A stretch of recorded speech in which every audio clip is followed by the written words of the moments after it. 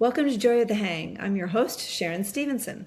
Today's guest has spent more than 30 years shaping lives, not just through education, but through compassion, storytelling, and helping young people believe in themselves. Bridget Gengler is an educator, author, literary specialist, and advocate for emotional growth in children and women alike. Through decades in the classroom within the Long Beach, California Unified School District, Bridget has witnessed firsthand the power of encouragement, resilience, and being truly seen by someone who cares.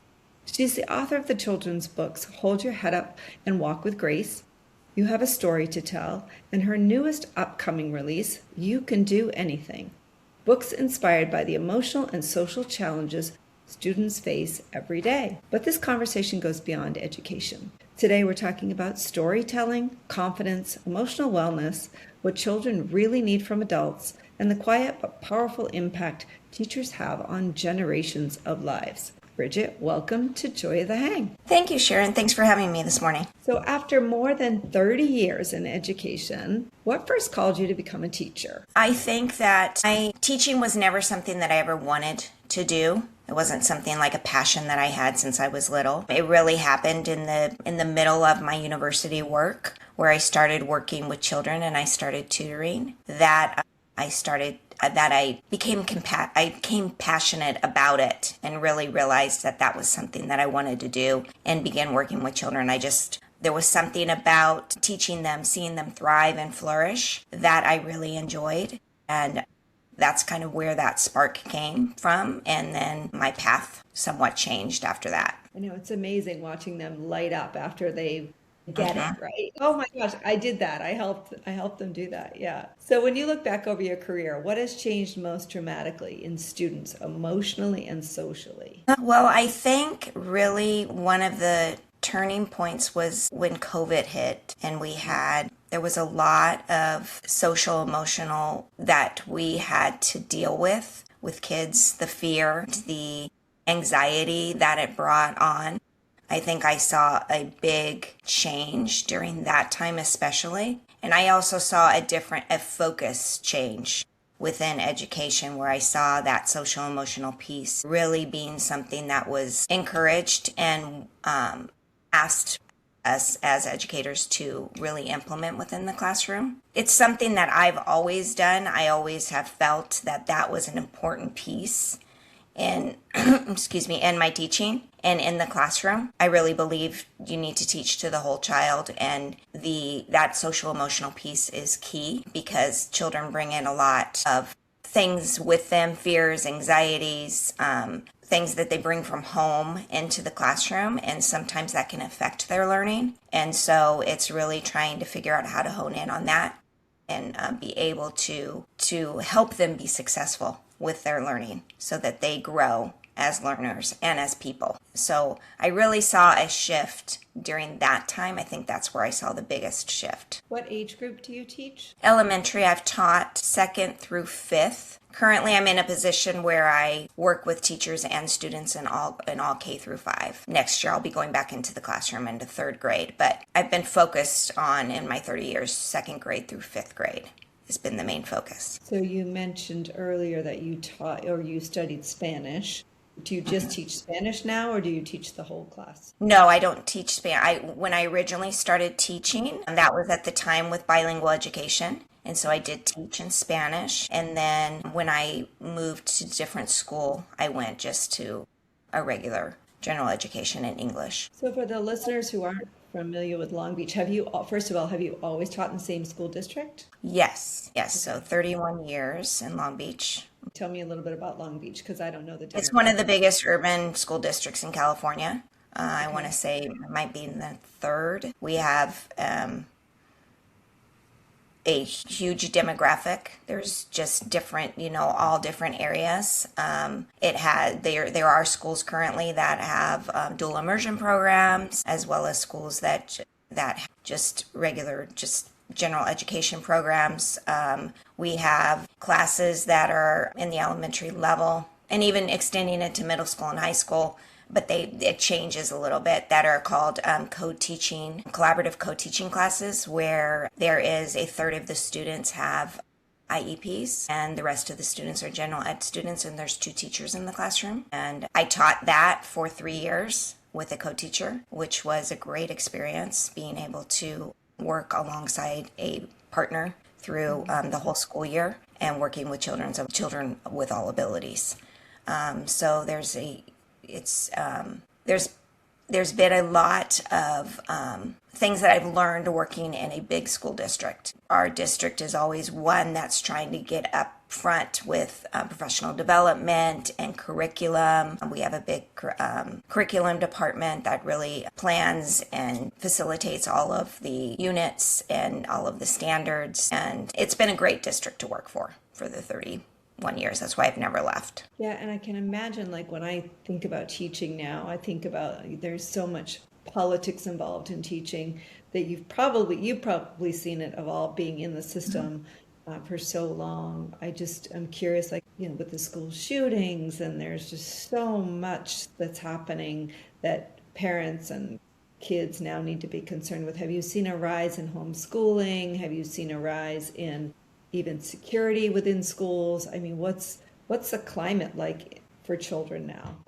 I have seen a rise in homeschooling, especially when COVID happened. A lot of parents decided to move to that route. So we've seen that. Our enrollment in our district has gone down for multiple reasons. I think that's part of it, but I also think that California has become so expensive that families are moving to areas where it's less expensive for them, even within the state. And so we've seen some dip in our enrollment as well. When I first started teaching, we never had gates around our schools. They were just open campuses, and that has changed. Definitely, we have security systems around the school. We have gates. We have, anybody who comes onto campus needs to ring in to the office to let them come in. So that's been a change.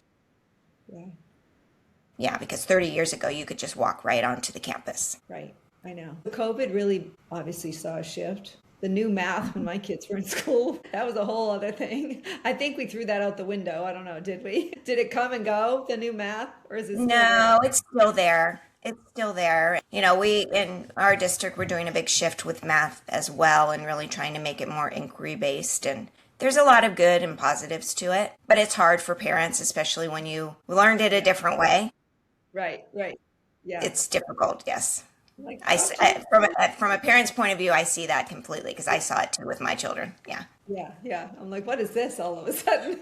That was funny. So COVID, I can imagine that. It was a shift for everybody. In the workplace, it was a shift. I mean, it was Right. just a shift for everybody, right? A new way of learning. How long? Kids were what? They were at home for, I remember, so that was the year my daughter was supposed to graduate from high school and graduation got canceled. So I don't know how old your kids are, but yeah, she was the COVID class where you were in school on March 17th, and on March 18th, you were told you can't even get stuff out of your Right. lockers, right? Right. And so you had to finish out the school year at home. But did they come back in the fall? Well, of course, she graduated. Well, in our district, they didn't. I think it varied and, varied by states. And we didn't come back until, I want to say maybe March of the next year. And then yes. And I think even for high school, because my son was a sophomore at the time, I think they were given the option to come back or stay. Well, actually, all grades were, because we had to come back in March, but I had half of my students come back in person and half stay at home. So I taught the morning time I taught in person, and in the afternoon I went on Zoom and taught the kids that were at home. So it was kind of optional. They didn't have to come back. So that was like 5 years ago. So have you seen things come back to normal now, or it's still, I mean, people aren't remote learning anymore, right? Right. That's- Yeah. It's for the most part, it's come back. Yeah. Yeah. I know that was a difficult time for a lot of us, for sure. Was there a specific classroom moment or student interaction that inspired you to begin writing your children's books? Well, my first one, no, that came from my father. But you have a story to tell. Yes, I mean it is basically a love letter to all of my students that I've ever taught. I think that I grew up as a very shy, quiet child and really felt invisible in the classroom. And so when I began teaching, my mission was to make sure that those kids like me never felt that way. And so I was always trying to come up with different strategies and different things to do to reach those kids, especially those quiet ones. And so the book is really for those quiet ones, those brave storytellers, those kids that are still trying to learn how to gain the confidence. The message is that your story matters. You're important. Your words are important. You matter. And so it really was inspired just by just the culmination of my years of teaching. It was a poem that I wrote years ago that kind of I just put aside. I never really thought it was going to go anywhere. But after I wrote my first book, because my first book was written in honor of my father, and after I wrote that, and I really thought that book was going to be one and done. I thought that was going to write it, and that was going to be it. I wasn't going to write another one. And then after I wrote it and I published it, then I decided, then that poem kind of came back. I thought, you know what, maybe I should do something with this. And then I moved forward with it. Okay, so tell me a little bit about that. First of all, the book again is called You Have a Story to Tell. Why is storytelling so important for children, especially today? Well, I think it helps children and people make meaning of their experiences and understand who they are. And so the stories that we hear and the stories we tell ourselves become that foundation of how we see ourselves. And so when we encourage children to tell their stories, we're letting them see that they matter and that they have value. And when they start to tell their stories and when they start to talk about themselves, they start to see their feelings, they start to see their cultures within their story, their traditions within their story. They start to see all the different parts of their story, and that creates their identity. And also listening to other story helps them to gain empathy and see different perspectives on life and on people. And so I think it's just crucial that with that within my book, I'm promoting that,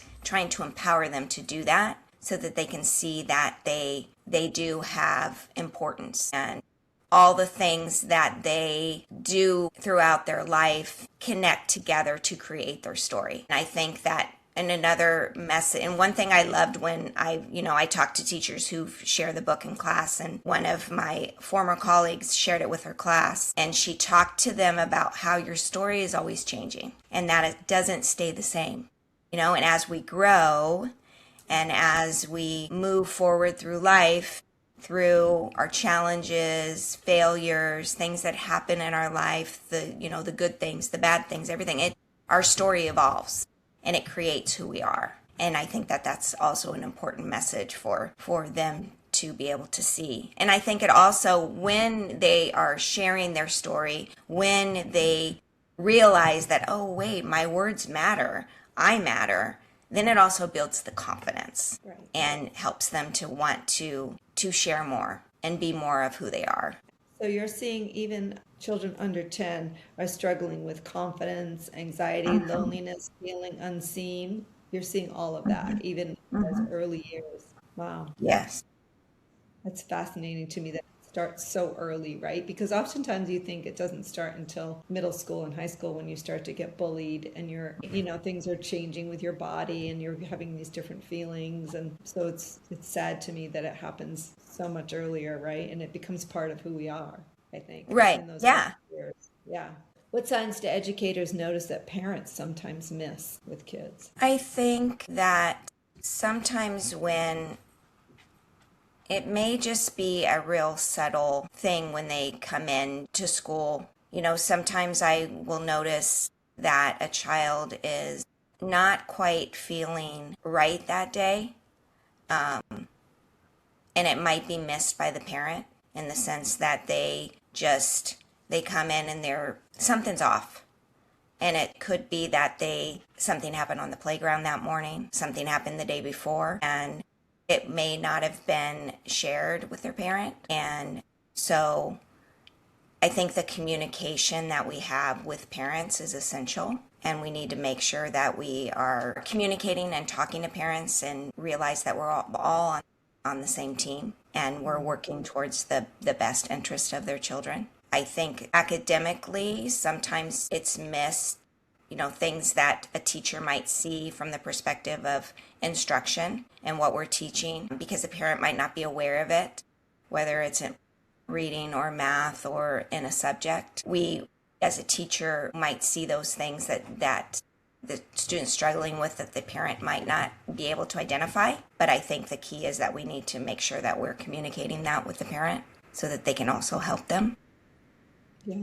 One of the questions I have two children. So my children, I have a boy and a girl. My son is the oldest. My daughter's the youngest, and they were both very different learners, different types of learners. Mm-hmm. And so I always wondered in a classroom of 30 students, let's say, average class size, I don't know what yours was, well, but 20 to 30 students, how are you able to teach to a group when you've got a boy who needs to move around a little bit? Maybe he needs to be a little bit more physical in his learning environment. And you have, I'm just totally generalizing here, and maybe a girl who can sit still and can be a very focused learner. How are you able to teach to a group of very different learning styles? Do you see that, first of all? Definitely. Oh, Okay. yes. I mean, yes. There are children that just struggle to sit still, and that's just who they are. And I think you have to as an educator, you have to come to terms with that and realize that that child might not be sitting in their seat. And it's okay if they need to stand up, if they need to walk around. I always tell my students, especially students that are like that, it's okay if you do that, but I let them know, and I usually try to have them sit in a location where it's easy for them to get up and move around. But I think in a classroom, you're gonna have a whole array of different students and different learners. And you just have to learn how, number one, you have to know your students, and you have to know what they need. And so if you have children that struggle to remain in their seat, you have to know what their needs are and be able to nurture that in whatever way, as well as for that student that is able to sit still and do their work, just sitting still. Because it's even the ones that are standing and moving around, they're usually listening. They're there, they're listening. It's just that they do it in a different way. Right. And so you have to be accepting of that. When I worked in my co-teaching classroom, we had all different abilities and children that were what you just described, as well as other children, and you just learn to you learn to know those kids, and you learn to adapt, and the other kids start to understand that as well, and they see that. And when you create the classroom community where everybody feels safe and secure in it, it doesn't become necessarily an issue, in the sense that those children that have to get up and walk around, the other children are understanding of that, because that's just the way our community runs, and Yeah. we can all And function. that wasn't necessarily my son. I was just giving you an example.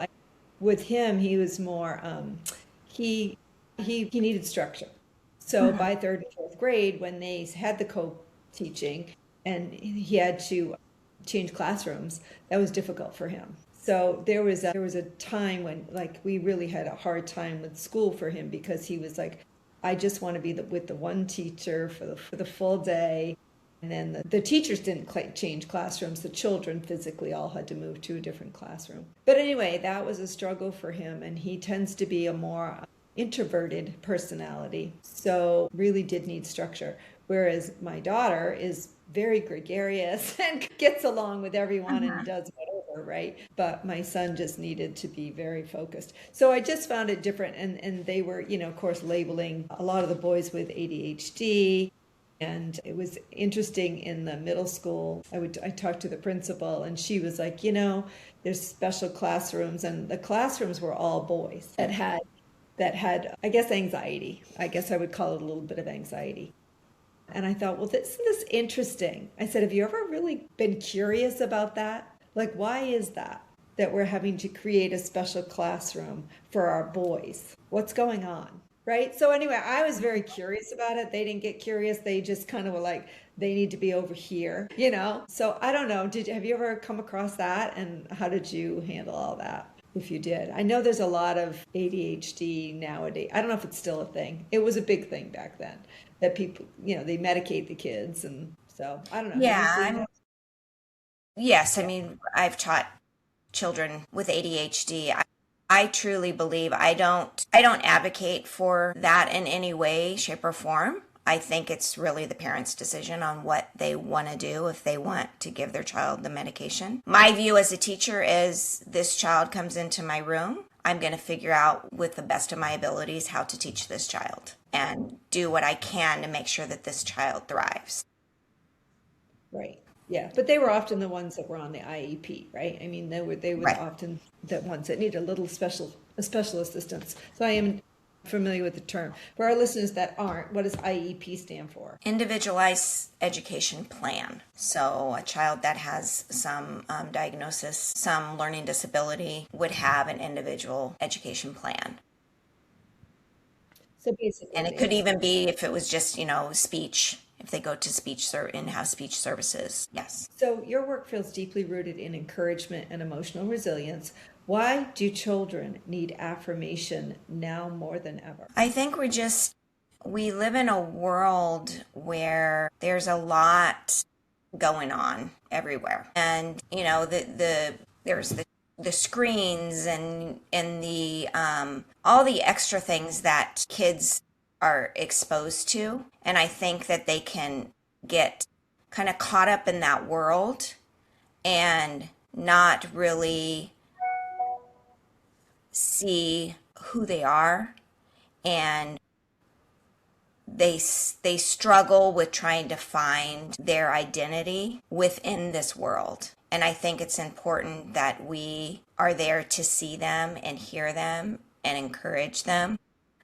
I think their kids are curious. They want to know about things. They want to know about you. They want to be able to tell about themselves.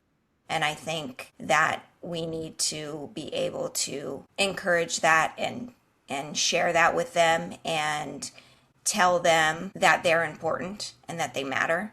I think there's so much distraction. I think that's the word that I really want to say. The distraction in this world, especially with everyone, with adults, with children, and I think that sometimes children get lost in the mix of that. Yeah. I think adults still need to feel like they matter Yeah, as well. for It's sure. Yes.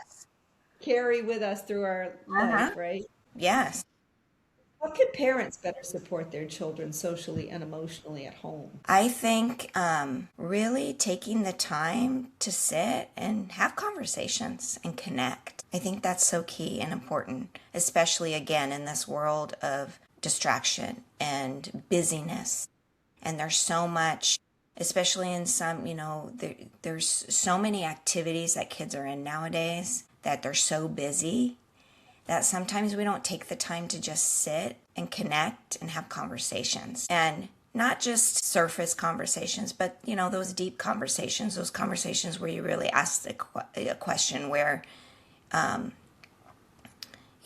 are you feeling? What were some wins today in your day? Just connecting. I think the connection is so key. And I think sometimes we get caught up with our devices and our distractions and our busyness that we forget that we need that human connection and that time to just sit and have a conversation. I don't know if you're familiar with Dr. Vivek Murthy's study on loneliness, but he said that loneliness is an epidemic in our country just because, and it's just crazy that we're more disconnected than ever. We're more connected than ever, right, with this thing and this thing. But yet, as humans, we're more disconnected than we've ever been in history. And it's kind of like, it blew my mind when I started discovering his research on that and really learning about it. And that's part of the reason I wanted to create the podcast, because I do feel like this one-on-one connection is so important that we find a way to keep this in our lives, right? Because we do have to listen to one another, hear each other, and ultimately be there, especially with AI now. I mean, AI is giving advice on Right. how to handle relationships. It's our new best friend. So yeah, to make sure we're maintaining that is so important. It's crazy. So teaching is often described as a calling, but it can also be emotionally exhausting. I'm sure you know about that.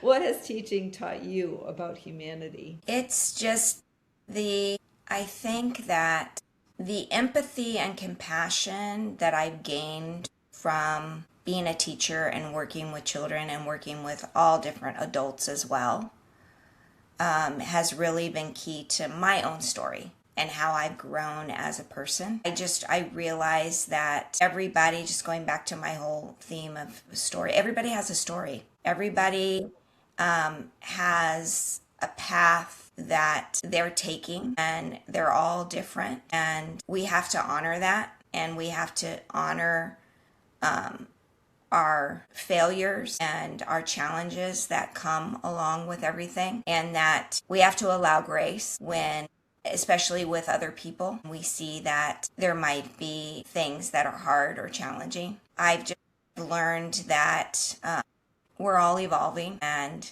we all change, and we have to carry some compassion and empathy with that children especially really want to be seen and really want, and like you said, adults too.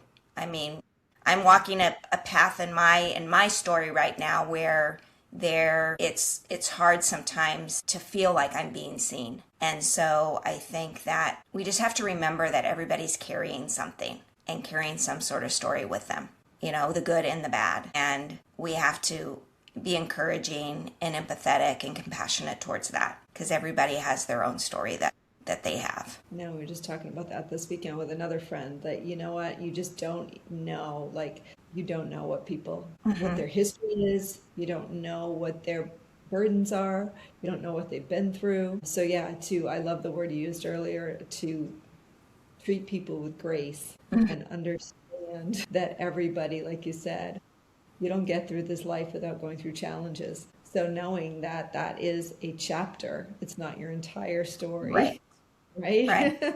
It's temporary, and you can move through that season. It's so important. So were there seasons in your career where you felt burnt out or emotionally overwhelmed? For sure, yes. I think one season was just when I was raising my own kids and trying to balance that. Trying to be the best mom I could be, but also the best teacher, and something always had to give. And I definitely made sure that my family was the priority. And it was teaching in itself is a juggling act, because there's so many things that so many hats we wear, and so many things we have to do. But when you add your family life to it, and you're, raising children. So there was that season where I really struggled to keep going with it and doing the best that I could as a teacher, because I was so focused on wanting to make sure that my kids' needs were met, and that I was getting them to all of their activities, and we had our family dinners every night, no matter what, all those things that you do as a parent. Yeah. Something had to give. And also and that created a lot of emotion for me, and there was that burnout because I was struggling to try to do it all, which in reality I couldn't. So that definitely was one dip in my career where I didn't know if I wanted to keep doing it. I can imagine. I can imagine that it would be a lot. Looking back over your 3 decades, what impact are you the most proud of? I think it's the relation work on trying to build strong relationships with children as well as with their families, because I think, as I said before, you have to be a team with parents and the families. And I when I launched my book, You Have a Story to Tell, back in July of last year, I invited all of the students that I've ever taught and their families. And obviously not all of them came, but there were certain ones that did come. And it was amazing to see them. Some were in college, some were already graduated college, some high school, middle school, all ages, and their families came. But it's just the impact of knowing that we had created this relationship with each other that still through the years had maintained. I think that's the biggest thing. It's important to me to maintain those relationships and to build those relationships with children and their families when I am teaching them. because I see the success that their children have when we have those relationships. Yeah, that's beautiful. Your books encourage confidence, grace, and possibility. What message did you need as a child that you now try to give to others? I think number one, confidence. Confidence was something that I didn't have. Like I said earlier, I was very shy, really felt invisible, and I didn't have the confidence. And not that I didn't have people encouraging me. I had wonderful parents. I grew up in a family where there was 8 of us, so I had older siblings, and I had wonderful people in my family. I just didn't have that confidence within myself to believe that I could do things. I also, something that I've learned through the years is that it's okay to fail. I used to be so afraid, especially when I was a child, to ever make any mistakes and to fail. And as my story has evolved and I've changed and things have happened in my life, I realized that we have to fail in order to keep moving forward. And I think that that was something that I really try to instill in my students, that it's okay to fail. That failure is what helps us grow. And also that courage, just having the courage to take risks. That was something that also as a child I struggled with. And it all kind of goes together and connects with the failure and taking risks and, having the courage. And so I really try to instill in my students that it's okay to fail. Courage helps us grow. Failure helps us grow, but having the courage and facing the fears. Right. So all of those things as a child, I really struggled with. And now I do my best to try to instill that into my students and even into my own children of all of those things so that they learn a lot sooner than I did. Yeah, my daughter was like that. She just wanted to be so successful at everything and so perfect. And I'll remember one time when she forgot to bring her homework to school or something. I don't know, I was dropping her off and she's like, oh, I left my whatever back at the house. And I went, well, she goes, Mom, you need to go get it. And I went, no, I'm not going to go get it. I said, you'll have to explain to the teacher that you forgot it at home or do whatever you have to do. But I said, you'll learn to take responsibility next time. I said, I don't have time to run back home and bring it in. And so anyway, you have to I set those standards early. So it's like, you figure it out. This is between you and your teacher, and then she figured it out, right? They worked something out. But I'm like, no, I'm not going to run around in circles. Right. Here. Yeah, that doesn't work like that. So your upcoming book is titled, You Can Do Anything. What inspired that message? My dad. This You Can Do Anything is the same character as Hold Your Head Up and Walk with Grace, a little girl named Ellie. And it has Ellie and her dad. And Hold Your Head Up and Walk with Grace, that story was inspired from my dad. It was something that my dad used to say to me. He used to say those words to me when I needed encouragement. And so my dad passed away in 2021 from COVID.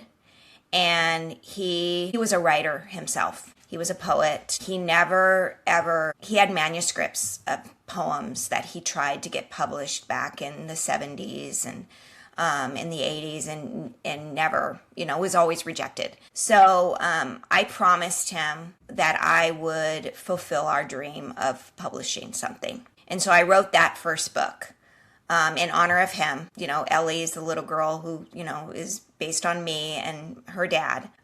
And then so I decided that I would write a second book.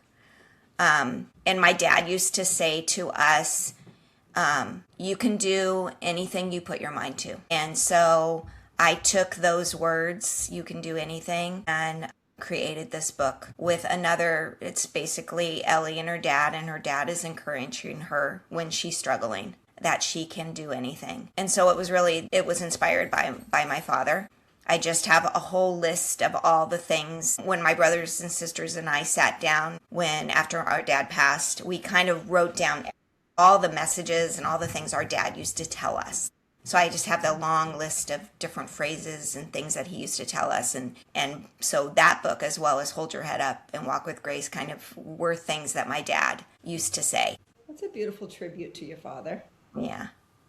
When will that book be out? It will be out at the end of June. And we can find all your books on Amazon, I'm assuming, or Yes, on okay. Amazon and also currently on my website, Okay. And your website is? bridgetgengler.com. Okay. I'll put the link on our show notes too, so we can find those. What do you hope parents, teachers, and students take away most from all of your books? I think the confidence, to have confidence, to believe in yourself, to know that challenges and failures will happen, especially in the you can do anything. Being able to persevere and keep going. I think with you have a story to tell, it's you have a story to tell. Go out there and tell it. And your story is constantly evolving and changing. And that creates who you are.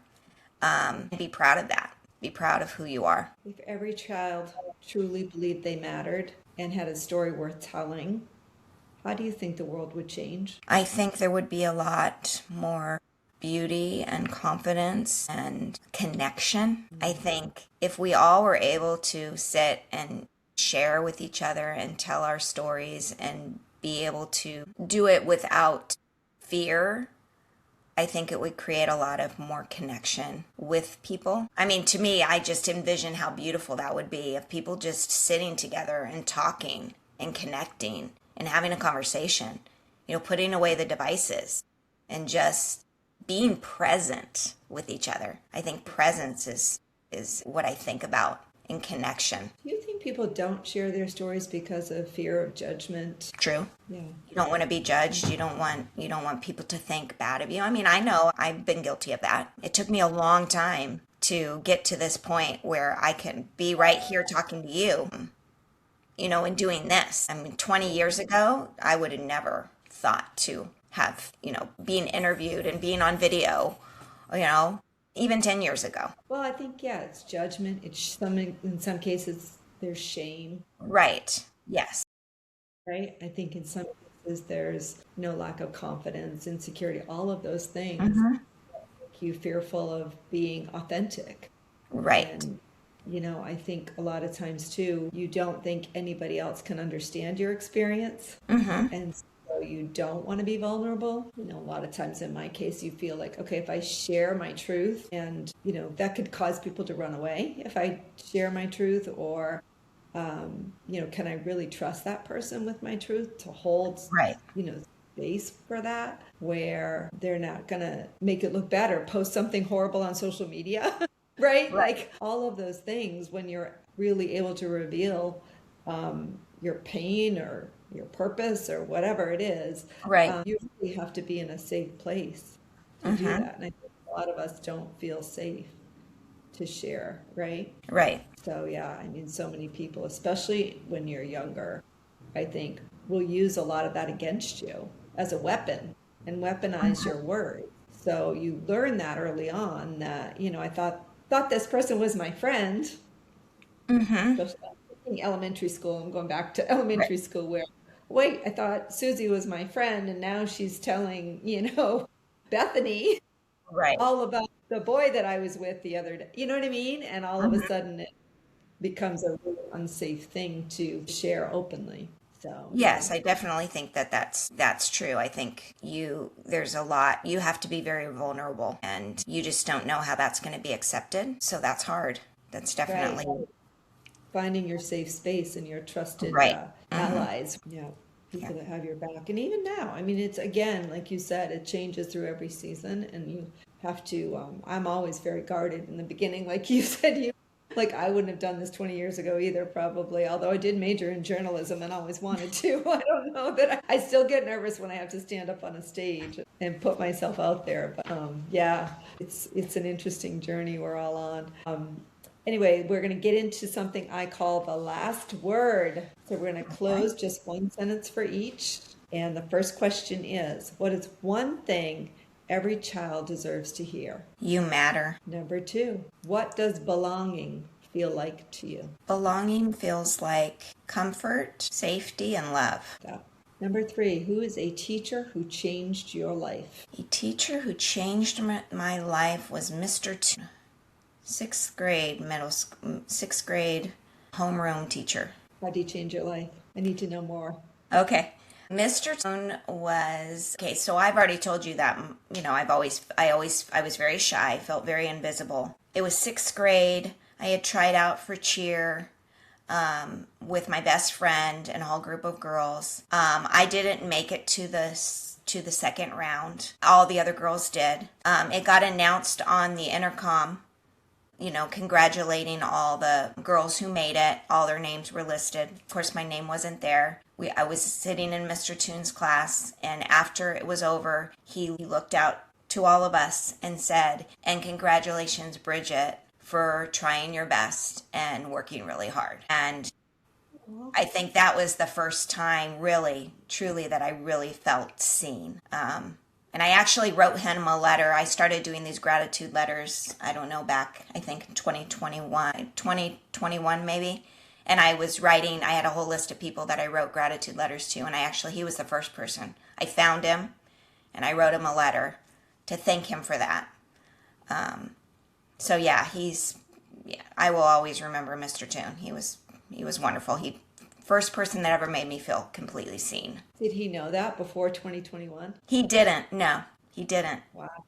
You held on to that all those years. Yeah. It's amazing to me how something so small can change really the trajectory of your self-worth and how you, it's just something so small, that recognition of you showed up, you tried, and good for you. Right. Yeah. And don't be afraid. Wow, exactly. That's amazing. I love that story, so thank you for sharing. I knew there was more there. I have one too, but I'll leave it there. Number 4, what is something children today need more of?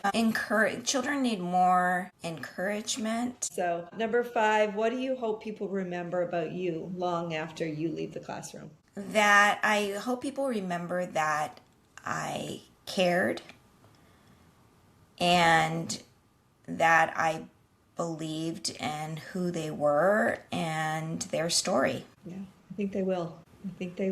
So Bridget, thank you for joining me for this conversation. What I love most about today's episode is the reminder that the smallest words of encouragement can shape a child for a lifetime. Teachers don't just educate, they influence confidence, identity, resilience, and hope. Bridget's work reminds us that every child has a story worth telling, and sometimes all it takes is one caring adult to help them believe it. If this episode spoke to you, please share it with a parent, teacher, mentor, or someone who pours into the lives of children every day.